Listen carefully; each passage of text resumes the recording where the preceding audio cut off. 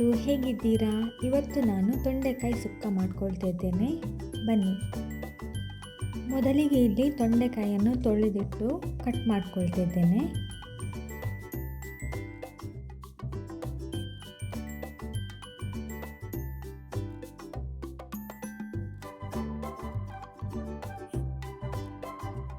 ಎಲ್ಲ ತೊಂಡೆಕಾಯನ್ನು cut ಮಾಡ್ಕೊಂಡಾಯಿತು. Next ಒಂದು ಪಾತ್ರೆಗೆ ಹಾಕ್ಕೊಳ್ತಾ ಇದ್ದೇನೆ. ಅಂದಾಜಿನಲ್ಲಿ ತೊಂಡೆಕಾಯಿ ಬೇಯಲಿಕ್ಕೆ ಎಷ್ಟು ಬೇಕು ಅಷ್ಟು ನೀರು ಹಾಕ್ಕೊಂಡು ಸ್ವಲ್ಪ ಉಪ್ಪು ಹಾಕ್ಕೊಳ್ತಾ ಇದ್ದೇನೆ. ನೆಕ್ಸ್ಟ್ ತೊಂಡೆಕಾಯಿಯನ್ನು ಬೇಯಲಿಕ್ಕೆ ಇಡ್ತಿದ್ದೇನೆ. ತೊಂಡೆಕಾಯಿ ಬೇಯ್ತಾ ಇರಲಿ, ಅಲ್ಲಿವರೆಗೆ ನಾವು ತೊಂಡೆಕಾಯಿ ಸುಕ್ಕಕ್ಕೆ ಮಸಾಲ ರೆಡಿ ಮಾಡಿಕೊಳ್ಳುವ. ಬನ್ನಿ. ಒಂದು ಪಾತ್ರೆಗೆ ಸ್ವಲ್ಪ ತೆಂಗಿನ ಎಣ್ಣೆ ಹಾಕ್ಕೊಳ್ತಾ ಇದ್ದೇನೆ.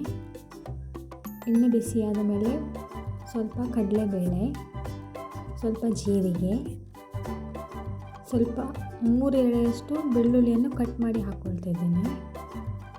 ಅರ್ಧ ಈರುಳ್ಳಿ ಹಾಕ್ಕೊಳ್ತಾ ಇದ್ದೇನೆ.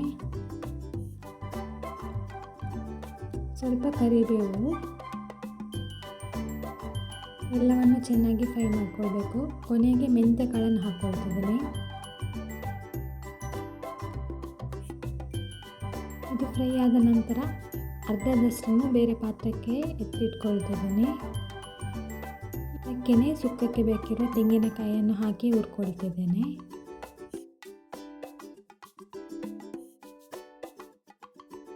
ಫ್ರೈ ಮಾಡಿಕೊಂಡಿರುವ ಮಸಾಲವನ್ನು ಮಿಕ್ಸಿ ಜಾರ್ಗೆ ಹಾಕ್ಕೊಳ್ತಿದ್ದೇನೆ. ಸ್ವಲ್ಪ ಹುಳಿ, ಇದು ಬ್ಯಾಡ್ಗೆ ಚಿಲ್ಲಿ ಹಾಕ್ಕೊಳ್ತಾ ಇದ್ದೇನೆ. ಇಲ್ಲಿ ಸ್ವಲ್ಪ ಅರಿಶಿನ, ಸಾಸಿವೆ, ಜೀರಿಗೆ, ಕೊತ್ತಂಬರಿ ಒಟ್ಟಿಗೆ ಹುರ್ಕೊಂಡಿರೋದನ್ನು ಹಾಕ್ಕೊಳ್ತಿದ್ದೇನೆ. ಸ್ವಲ್ಪ ನೀರು. ಅಷ್ಟು ಮಸಾಲವನ್ನು ರುಬ್ಬಿಕೊಳ್ಳುವ. ಇಲ್ಲಿ ತೊಂಡೆಕಾಯಿ ಬೆಂದಿದೆ. ನೆಕ್ಸ್ಟ್ ರುಬ್ಬಿಕೊಂಡಿರುವ ಮಸಾಲವನ್ನು ಹಾಕೊಳ್ಳುವ.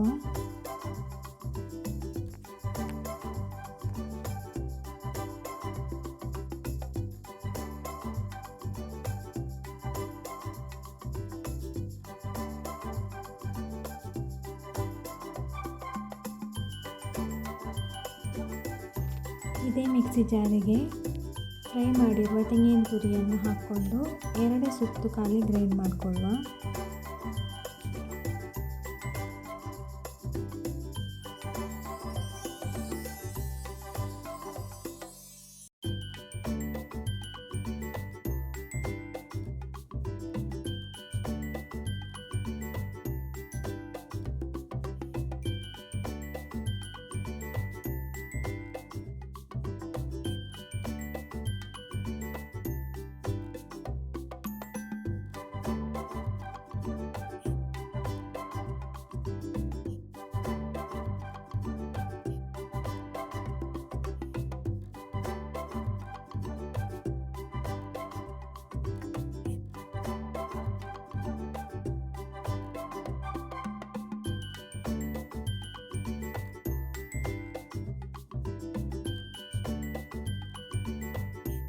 ಈಗ ತೊಂಡೆಕಾಯಿ ಸುಕ್ಕ ರೆಡಿಯಾಗಿದೆ.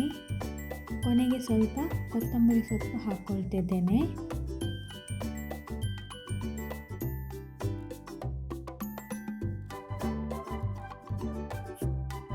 ಸುಕ್ಕಕ್ಕೆ ಒಗ್ಗರಣೆ ಹಾಕಲಿಕ್ಕೆ ಇಲ್ಲಿ ರೆಡಿ ಮಾಡ್ಕೊಳ್ತಿದ್ದೇನೆ.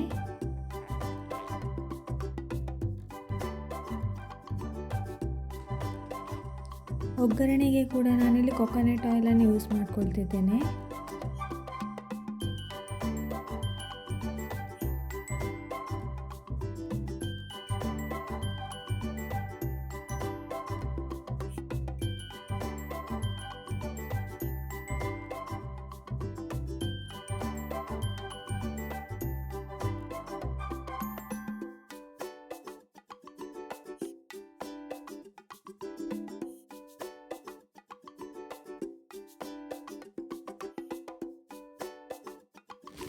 ನನ್ನ ಈ ರೆಸಿಪಿ ನಿಮಗೆ ಇಷ್ಟ ಆಗಿದ್ದಲ್ಲಿ ಲೈಕ್, ಶೇರ್, ಸಬ್ಸ್ಕ್ರೈಬ್ ಮಾಡೋದನ್ನು ಮರಿಬೇಡಿ. ಮುಂದಿನ ರೆಸಿಪಿಯೊಂದಿಗೆ ನಿಮಗೆ ಸಿಗ್ತೇನೆ. ಅಲ್ಲಿವರೆಗೂ ಬಾಯ್, ಟೇಕ್ ಕೇರ್.